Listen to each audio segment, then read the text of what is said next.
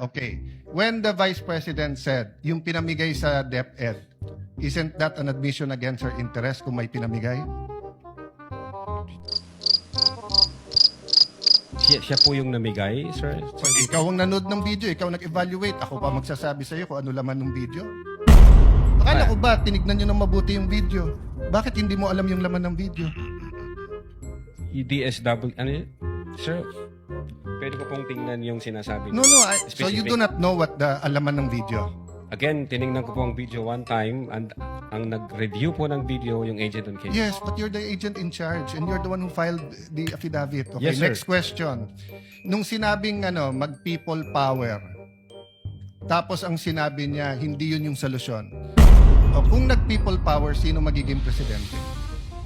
Kung nag-people power at mawawala ang Pangulong Marcos, sino magiging presidente? Siya, sir. Oh, so hindi ba admission against her interest din? Siguro sa interest niya maging presidente. Pero ang sinabi niya, what? I think so, sir. Okay. So I mentioned 3. So my next question. When you have an admission against interest, do you take the whole admission or you can cut it up into parts? Again, Your Honor, yung If my admission against interest is 1 sentence or 1 paragraph or 3 sentences, can you take 1 sentence and say yun lang yung admission and the 2 other sentences are not?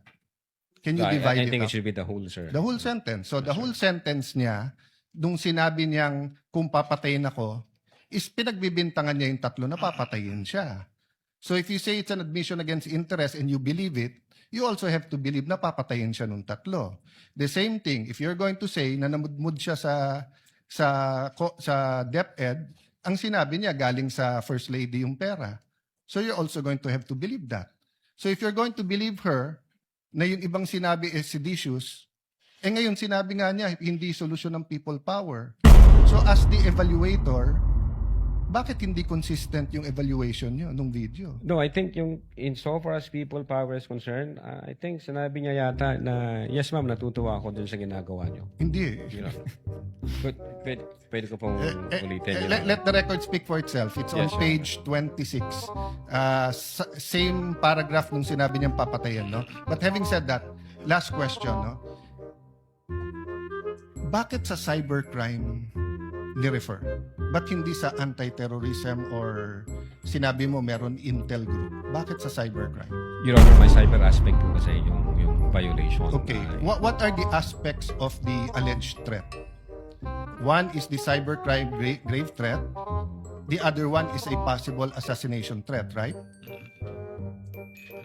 No, Your Honor, yung sinasabi kong my cyber aspect, the utterances was made through Through cyber. by- And the utterance, in accordance with you, constitute grave threat.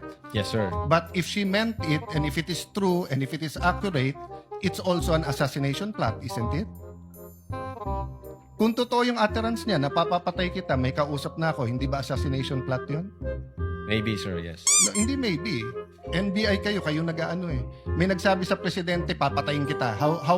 How much plain can that be as an assassination plot? That's why, sir, may validation process. That's why may validation. Kaya yun yung tanong ko. Ano ba mas mabigat, yung assassination plot o yung cyber aspect? No, Your Honor. No, diretso yung tanong. Hindi no. Anong mas mabigat? It's a direct question. If you were NBI director now or whatever, you were PNP chief, dalawang iniimbestigahan mo, yung cyber aspect na pwedeng cyber libel, pwedeng grave threat, at yung assassination plot, ano mas mabigat sa dalawa? Ano yung prioritize mo? Your Honor, yung cyber aspect, based on the law, mag-a-add siya ng 1 degree higher doon sa... So, magdidebate tayo kung anong higher, papabayaan mong mapatay ang presidente. Can you wind up, Senator? Yes, Judge? I'm winding up. The point I want to make, Mr. President, is whether I was the PSC, the Executive Secretary, NBI, or an ordinary citizen, my first concern is wag mapatay ang presidente. Yes, sir. But instead of the NBI director taking it upon himself, giving it to the anti-terrorist or to the intelligence, sa cybercrime binigay. Your Honor, again, uulitin ko, yung utterances was made through information and communication technology. Kaya may I hope if jurisdiction any on one of my cybercrime colleagues here division. become president, magbago yung attitude ng NBI. Mas importante pala cyber kaso sa buhay ng presidente.